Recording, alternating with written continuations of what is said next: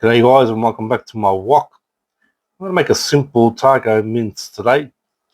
I've got 2 tablespoons of oil there. I throw in my mince.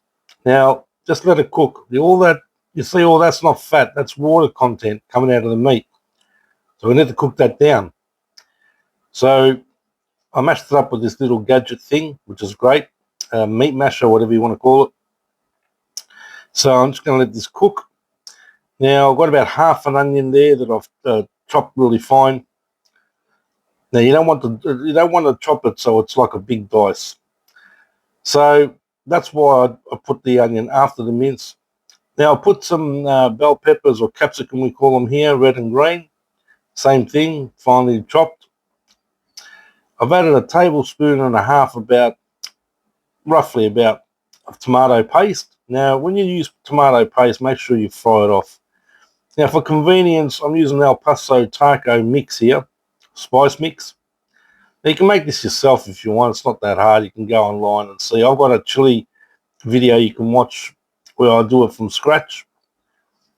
I've added some tomato sauce, a little bit of Worcestershire sauce, just for sweetness. I went in with about a cup of beef stock. Now I brought this up practically, turn the heat up, and then I'm going to put on the simmer and let it cook down. Now when you do a taco mix, it's supposed to be dry, not saucy. In my case, I'm going to use this either with mash or rice, so I'm going to leave it a bit saucy. And there you have it. As you can see, on standing, it's thickened, so I'll reduce it down a bit more. As you can see, give it a go at home.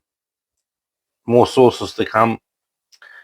When I had the restaurants, I think on the menu, I had about 29 different sauces on the menu. This is a Mexican dish, taco mix, whatever. Pretty simple. Like, comment, and subscribe, share, all that sort of stuff.